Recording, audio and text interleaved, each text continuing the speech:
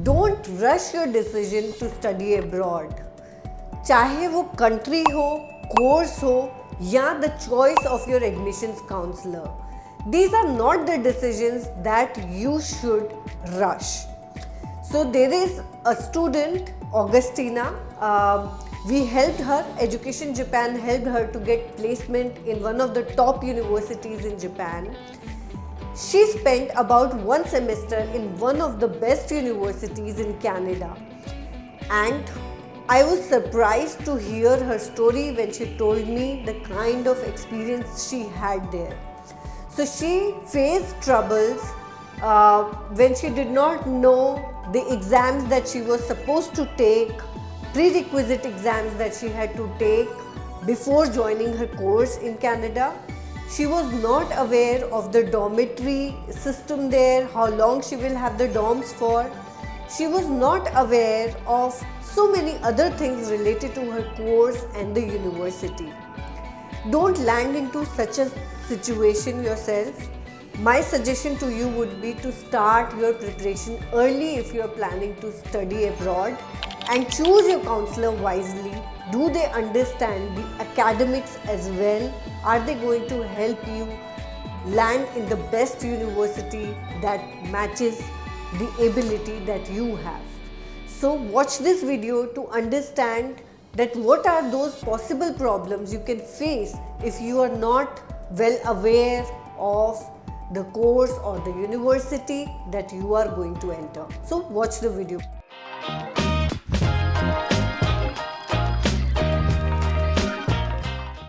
Hello, Augustina. Welcome to Education Japan. I really welcome you to our channel. I'm very happy to hold this interview with you. We've been wanting to do it for such a long time. Especially because, you are one student who has had varied experiences, and I want you to share those experiences with our viewers. And students will listen to Augustina, and they will listen to your story, and maybe there will be some takeaways. That is my expectation. Yes, So ma'am. welcome, Augustina. Do you want Yeah. to introduce yourself briefly? Yes, ma'am. Hi, I'm Augustina. I will be joining KUAS in the first year of Mechanical and Electrical Engineering. Mechanical and electrical engineering. Oh, Yes, ma'am. brilliant. So you are from Dehradun, right? Yes, ma'am. I'm from Dehradun. You're from Dehradun, and you will be pursuing undergraduate course in Japan. Undergraduate. Yes, Right. ma'am. So Augustina's father, he got in touch with me, just some background. He got in touch with me. I think it's been 1.5 years or 1 year. Yes, ma'am. Almost like one He- and a half. Yes, ma'am. Right. So he got in touch with me, and at that time, Augustina was a student in Canada. Yes, ma'am. And she was already pursuing engineering. And we spoke about her experience in Canada, and that she wanted to go to Japan. She wanted to see if she could enroll in any university in Japan. So Augustina, do you want to share more about your experience right after 12th? What happened? How did you make a choice to go to Canada? Yes, ma'am. Ma'am, I'll start with the like prior to 12th, I'll start. Ma'am, like in 11th, like I had decided, after 10th, I had decided basically like I want to study like engineering, like, or I also had like this change of I want to go in like astronomy and like something like this. And but like some turn of events, and I was like, like I want to go to Japan. And like in 12th CBSE, the whole course was like really like hectic, and like we had like the year that I had passed out on, we had like term one and term two as well. So I didn't just get time to like look up for universities, apply, and like do any of that. So I just like completely missed out on that part. And after the 12th, I had passed like in I think it was July of 2022. And after that, I told my father, like, this is a situation, like I wanted to apply in like Japan, and he also wanted me to apply in Japan, like for Japanese universities. And like, but we completely missed out on that part because they are like very strict with like their deadlines and all these applications, guidelines and stuff. So I applied to Canada. My father told me like apply in Canada right now. You can just like pursue some other course later in Japan. And I was like, okay, whatever, I'll just apply in Canada right now because the course was actually very good, I would say. And the university that I got into for like the spring semester, like the January to April semester, I got in for the 2023 in University of Victoria. And that university, like if I looked it up on the Google and YouTube and on social media, it looked very nice, and I had like very high hopes about it. And I went to like the Canada, but like right now I may miss on some things that happened to me, but the whole process was so like hassle, and it was just not like as it was not easy at all. Like the from the day I like went there to the day I left Canada, the whole process was just like I was so nervous and so anxious like all the time because I didn't know like what to do, whom to ask what to do, and like where do I search things, where do I like look up for things. Like I had no internet connection when I moved there, and like there were no services at the airport for like any like cell service or whatever. So like the airport that I went into, like they had no like people who were like going to tell you where to go, what to do, and there was no like any maps or anything like for the place that I had to go. I was living on campus, but I had like no one knew like where to go and whatever. So like there was no maps or anything like on the university website. So I told the taxi driver that I want to go to University of Victoria, and that he took me there, and it took me like it costed me about $60 from the airport in like Canadian dollars. And like as a student, it was like I was like, okay, whatever.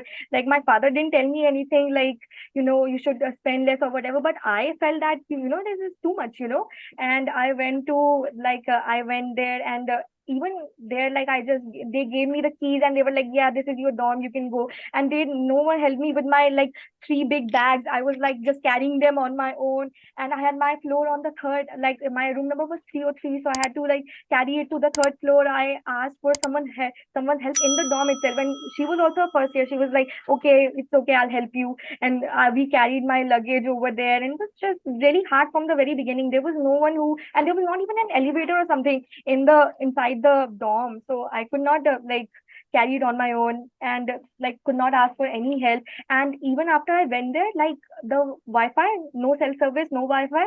Like I tried to log into my Wi-Fi with the password they had given me, but it was not working. And I was like, what's going on? And then I like it was like a weekend, so everyone had gone. Like, the whole place was like not functional at that time. So I had to like go, like it was 6 p.m. and at that time it was prime cold. It was like minus 14 degrees Celsius over there in Victoria, and it was so cold. I was not like at all accustomed to such cold. I like fell ill immediately as soon as I went there. I had a fever for like 2 days, and I had no Wi-Fi, nothing. And I went there, and they were like, oh, you can't access to the Wi-Fi because you have not yet registered to any courses.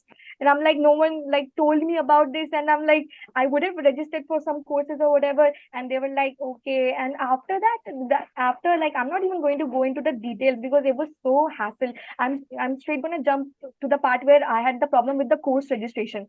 I had such a huge problem with course registration. Like the courses that I wanted to register for, they didn't tell me you had to give like a prerequisite exam for it.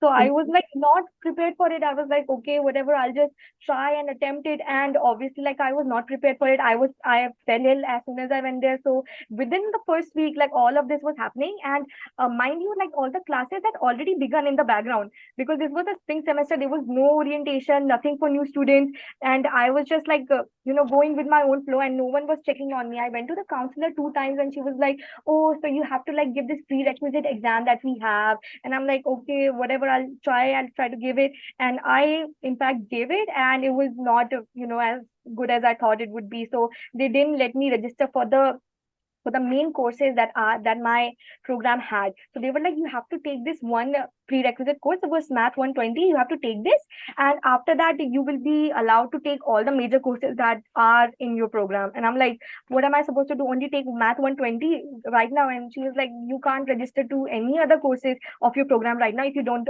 complete that course.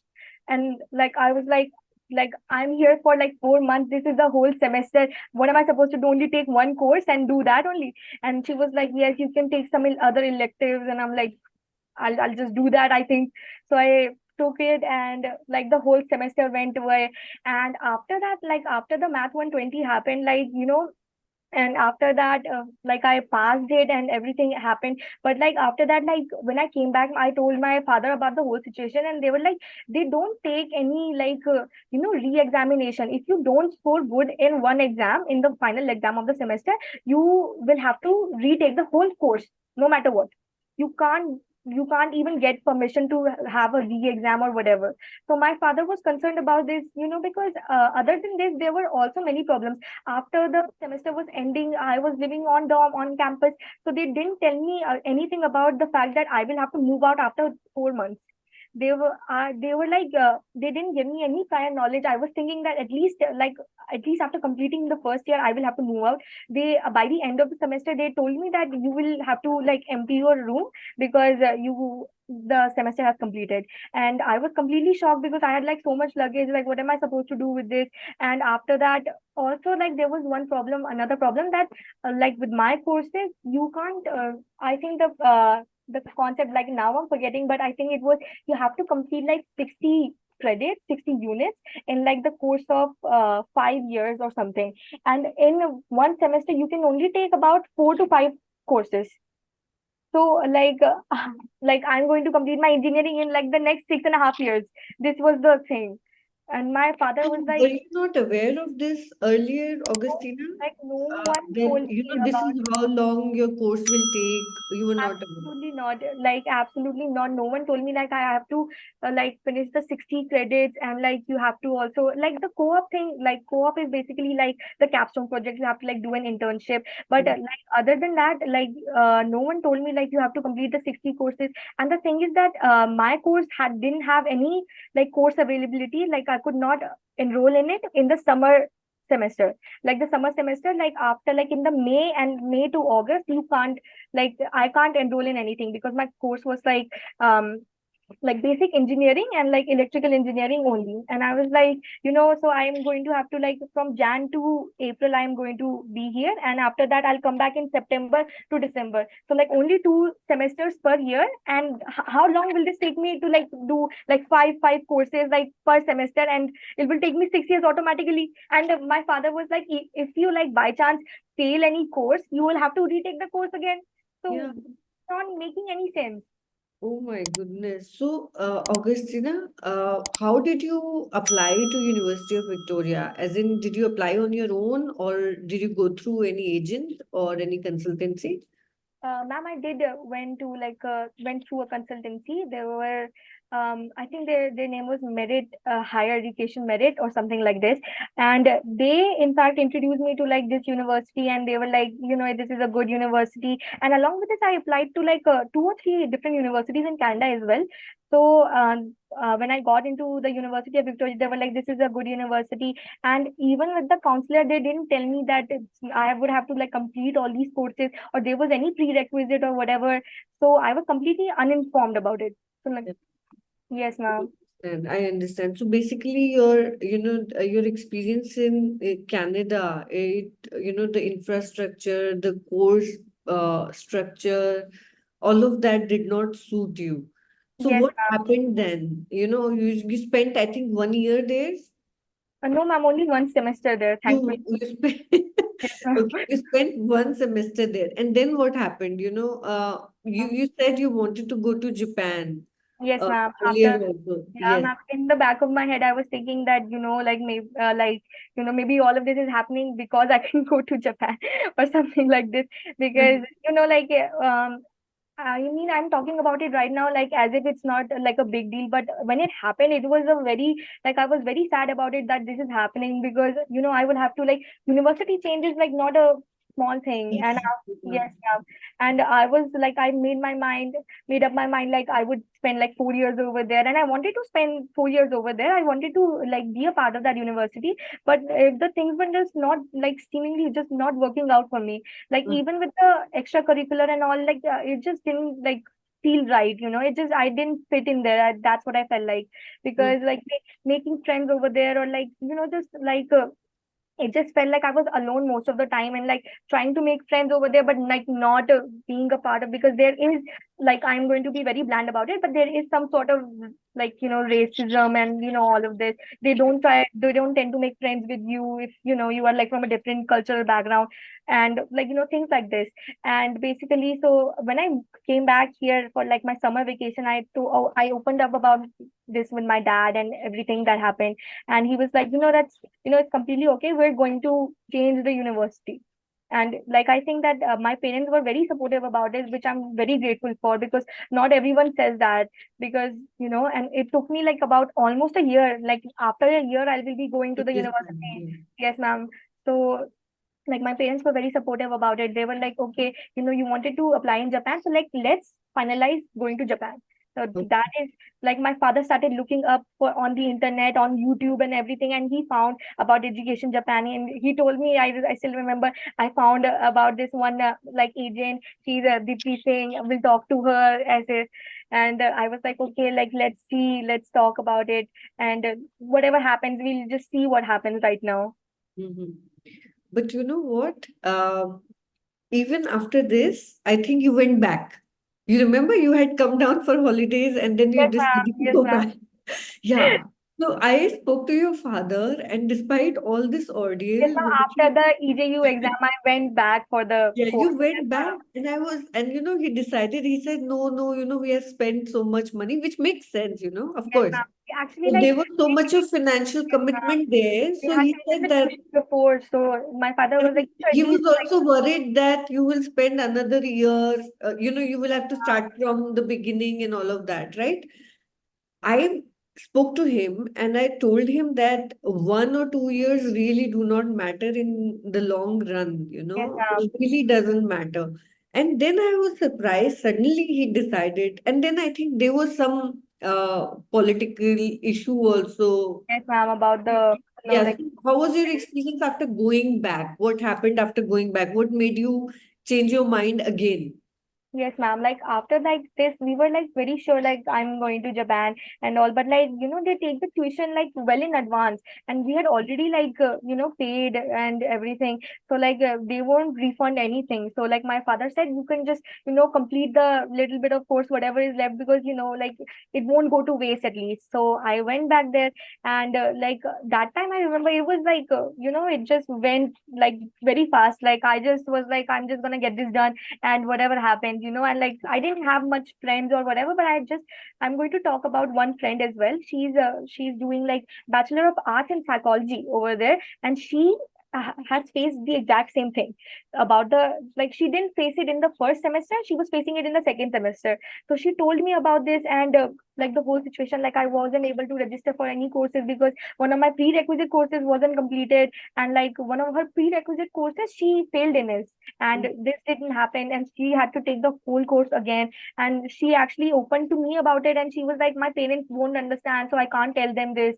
So that is like what made me like, you know, really like aware of the whole situation, like, you know, if this is her, but this could also be me someday, and Mhm. about it. So Mhm. that's when I told him about it, and he was like, okay, it's okay, we have already applied for course, it's okay, you just complete the that semester, and you know, you can travel back. Mhm. Mhm. That's why. And also with the terrorism thing, that's a different thing, because like I have I've read about actually a lot of Indian students who were getting like bullied and harassed because of this. But fortunately, it wasn't me. But like definitely, like my friends who hung out with, you know, Sikh students or something like this, they were just not treated the same way. That is why I was talking about the racism and everything. You know. Mhm. Mhm. Okay. So that made you change your mind that, That completely changed our mind. You know, it's like I'm not going to, you know, dwindle between my thoughts. I'm going to stick to this and going to move forward with this. Okay, great, great, Augustina. And I hope this gives message to students who are listening to us that they have to know their course completely before they decide to enroll. Yes, ma'am. Here is another message that you have to plan ahead of time. Right, Yes, Augustina? Sometimes, definitely. if you have already cleared 12th, obviously you are in a rush to get admitted Apply to to the some or the university. other university. Yes, Yeah. ma'am. You can't make choices at that time. There is Yes, hard. ma'am. Yeah, ma'am, because I'm sorry, I'm interrupting you. Because like all the students, like all my friends who were like going to, like they had planned that they would apply in an Indian university. So it wasn't a problem for them because they have to like give the CUET or NEET or JEE, whatever they want to give. Yeah. But like for students who want to like travel abroad and study, I think that we should start at least a year prior. Like already like in 11th, you have to note down what the dates are and everything else because in 12th, you won't get time.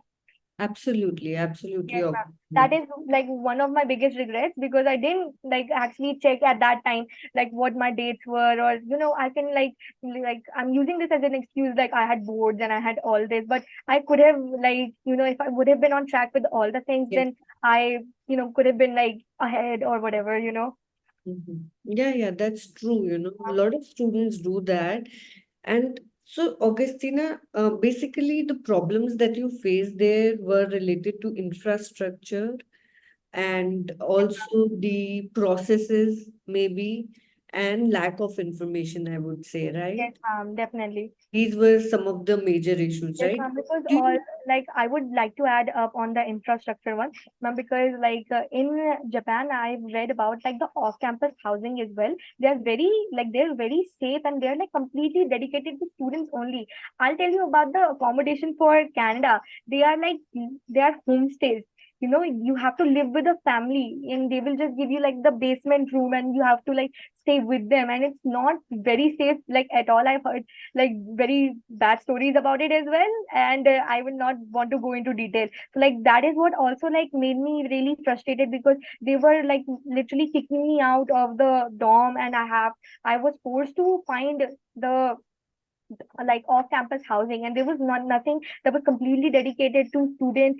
I had to live in like a family or like a homestay. It was or I would have to like rent a complete house with like three or four people and with like not having so many friends. It was not very like not the possible thing for me. So I was like what am I going to do? But luckily like when I went back I got another dorm on the campus and I'm going to also tell you about the dorm what happened because it was like I think it was October or like November.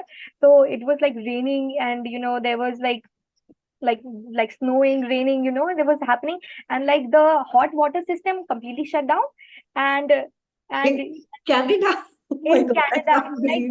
in like multiple dorms, the hot water system completely shut down. And not only that, in the friend that I was telling you about who is pursuing psychology, in her dorm, actually, in the basement, the water started filling in.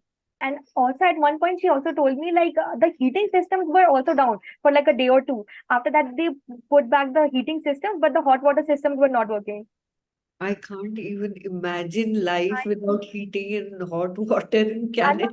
the temperatures are so high over there. It's like we don't even talk like below -10 or -11. Yeah, yeah. Uh, Christina, you are in for such a pleasant surprise in Japan. In sure. Japan, I mean, if this happens, I think the country will stop and start to address you. I know, Yeah, ma'am. exactly. Somehow that's how this country is. So Yes, Japan, I have never heard such stories of discomfort. Never, never. There are students who they choose themselves to stay in homestays yes. and basement. Why basement? I have no idea, ma'am. Okay, I think it's very common. I've heard from others Yes, also, ma'am. and I They'll have either heard stay in of like the attics or the basements or some sort of like yes, the extra room that is there, not like a yes. proper room. Yeah, yeah. I have heard about housing crisis, that there is a lot of housing crisis in Canada for students.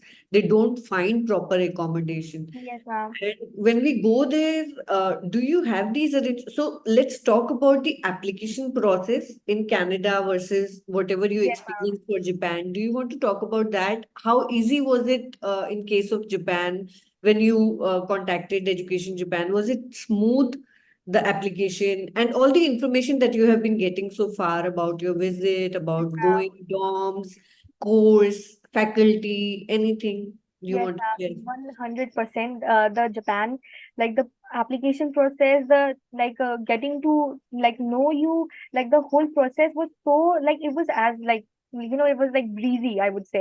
It was like I didn't have to work on anything. Like like we we applied from the admission office, the TAO like systems, right? Yes, yes. So yes, ma'am. So it had like everything that I needed to submit. Like I didn't have like there was no loophole. Like I was not like they didn't mention like I have to post this, so I have to like submit this again. So like there was nothing like this. So everything that needed to be sent, needed to be submitted was already mentioned there, and there was a specific deadline. There was Mm, nothing like like a hassle, like you have to like submit your migration certificate somehow, and you have to upload this or send this to directly to the university or something like this. And I'm like on any topic, and I was just so like like baffled. I was like on any topic, and I was like, and they were like, yeah, we just don't care about what it is. You can just write anything. And I was like, okay, I'll just write. I wrote something about like, my interest in classical music or something like this. really? Yes, Why? For engineering? yes, and they were like anything, and I was like, okay, write about your personal interest or something. I was like, okay, I'll write. So like compared to like Japan, it was like it was so on point and so like detailed and on like descriptive on how you have to write, on what you have to write, on what you have to submit. You have like a clear vision. So you're not going like, okay, what do I do? What do I do now? Like all the systems are just so like descriptive, I would say, and not on point. You don't have to like go around the situation and go like, okay, like there's just like many loopholes, I would Mhm, say. mhm, mhm. Yes, Christina, when you were in Canada, your classmates, were they from different countries? What would you say was the percentage of Indians and um, Canadians there, ma'am, or I would other say, international students? yes, ma'am, I would say like 90% of the students were from Canada. Like I would say only like 0.1% of students were like from USA or like any like Australia or like Europe, I would say. And then Indians were like, I would say about like 8 to 9%. And other than that, I'm going to tell you this, but I didn't see any like Asian students over there. Like no one from like Japan or China or like Indonesia. No one, no student that I was introduced to were from those countries. And I would say like only like a 0.2% of students from like Middle East, like Iran or something. Yes, Okay, ma'am. all right. So, Augustina, but from the stories I hear, there are a lot of Indian students. There are classes full of Indian students. Is that true, or was it specific to your course? Maybe your course was too specialized, and that's why they were I would say that, but like in I'm talking about my university, I didn't see as much Indian students, as much Indian as students. much Indian students. They were just And not what there. about faculty? They were all Canadians, or there was a mix? No, ma'am, all Canadians, I would say. All All Canadians. Canadians, yes, ma'am. All right, understood. Yes, ma'am. Augustina, two questions. One we missed out on. You said you were fascinated with Japan even before you went to Canada. So why Yes. is that? Why is that? What was your fascination all about? And I think honestly the stars worked and Yes, they ma'am. made you right. I'm going to like be very cheeky and tell you this one thing, that no one can actually tell why anyone is obsessed with or fascinated with Japan. Japan is just a place where you just go like, wow, Japan.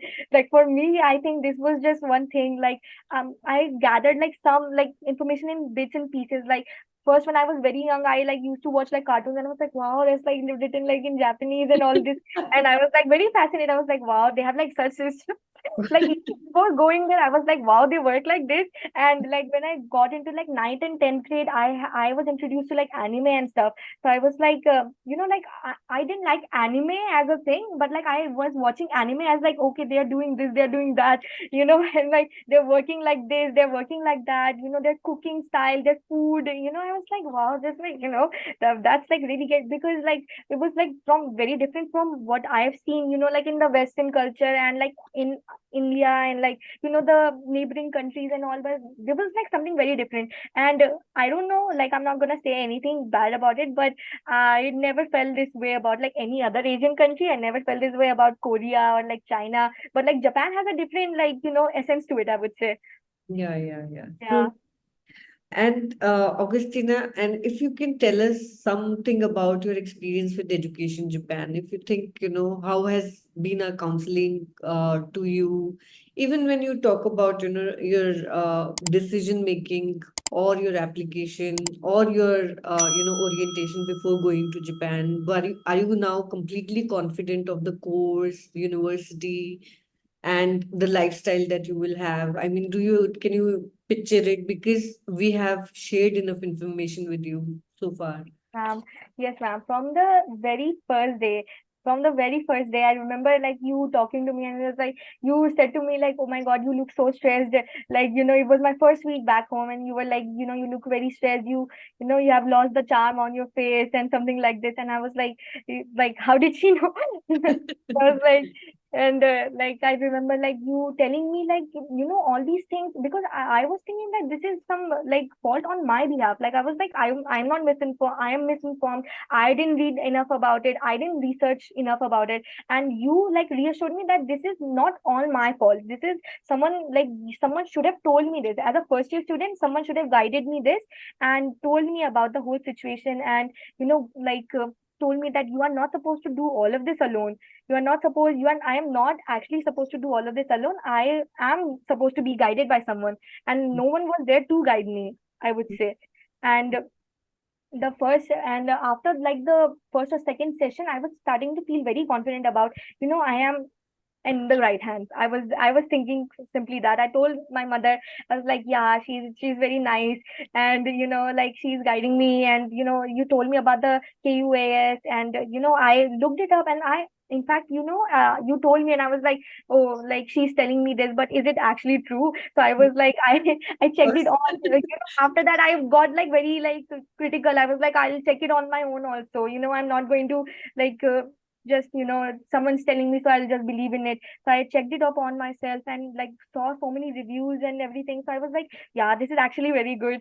I was like, yeah, so this is like in fact a good decision, I would say. And after that, I like we applied into it, like, and even the application process, like I've talked about it, like you didn't even let me like get off the track with anything. Like I was completely on track. You were like, yeah, we have to do this now, we have to do this. And it was not even in a way like like in a hurried way or something. Like we were like completely working in a very like in the flow, I would say. And after that, like I told you about what my course is like, my course requirements are. And you also told me like this university will be the best for you, and now I'm starting to believe this is the best for me. And like after I got like from the day we talked and up till the point that the acceptance that I got yes. from QAS, I think like you had guided me like completely in a like I would say 180, complete 180. And other than that, I don't think like I would have able to like find all this information on my own. Like even if I tried to apply on my own in Japan, I don't think I would have been able to like get so much information and so much help, I would say. Yes, ma'am. Thank you, Augustina. I'm so happy hearing your experience. And I really wish, it was a big step, Augustina. It's really commendable for you also, to take this decision. It's not easy. Yes, It's not ma'am. easy. Many students, once we start a course, so I know so many people around me. They have enrolled in engineering, for example. I'm just giving you an example. They don't want to be engineers, but they just go through with it because they have now enrolled. So, Okay, ma'am. yeah, taking a step back and then step forward by enrolling into a different Ma'am. country, different course, it's not easy. So I think you're doing a great job. Just hang in there. And I think listening to your experience, what I can say is that, you are in for a very pleasant surprise in Japan because all these Ma'am. problems that you mentioned, I don't know, you might face other problems that I don't know, right? It can be at a personal level. Yes, Uh, ma'am. but at the infrastructure level or the processes, that I tell you, it's going to be very smooth for you. And I really hope you do really well in your course. And I hope to conduct another interview after maybe a couple of years of you being there. Definitely, ma'am. Definitely. I Right? actually wanted to do this interview because, like the more students that know about this, they will be more informed. It's not just because like of me, but for other students as well. Because I don't want anyone to like go through this because it's a very tedious job and it's, like I've worked on myself so much like in the past year because I was in a very like low place. I was like feeling like maybe it's all because of me, but like I had to like pull myself out of that negative thinking. I was like, maybe it's not, because you also helped me thinking that it's not only my fault. It's like the system over there is not organized. Simply to put it, it was like basically this that like the system, it's the system's problem basically. It's not organized, it's not my problem. It's like not Mhm. only my problem, but I could have done better, but like the same story is repeating with one of my friends as well. So it's not only a me, it's not even a me problem. It's a Yeah. complete problem for all the students.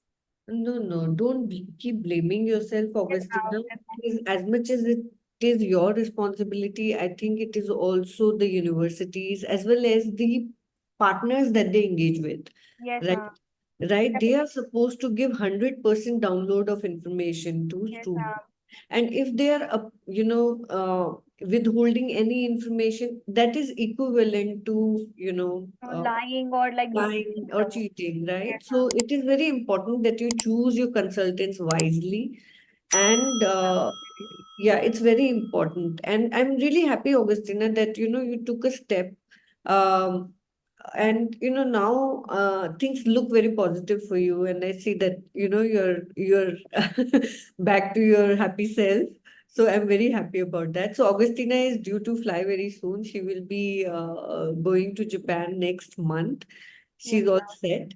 So thank you for this interview, Augustina. Really Yes, ma'am. appreciate your time and your opinion and views and everything. Thank you so much. Thank you so much, ma'am, for guiding me to this place, to this point. Thank you Yeah. so much. Thank you, I'm very Augustina. excited about the whole situation now. Like looking back when I was going to Canada, I was not like even like a 0.1% of this excited. Like I was just like, okay, let's go, let's see what will happen. But right now I have a completely different outlook on things because of like, like you are telling me like there are so many like, like people that will help me in like any problem that I have. And I know like I can always like count on you as well. Like if I have any problem, so like that has like given me like so much support and so much confidence in myself and like the things and the steps that I am taking right now. No, the support system for international students is exceptional. So Yes, don't ma'am. worry about that. What you have to worry about is being focused, Yes, So, ma'am. Definitely. Augustina, as long as you are focused in your academics and you're contributing on campus, you are being Yes, active, ma'am. I think you will like your life there. I am very confident of that. Thank you, ma'am. All the best. All the best, Augustina. Okay, thank you, ma'am. Thank you. Thanks a lot. Yes, ma'am. Okay, thank you, ma'am.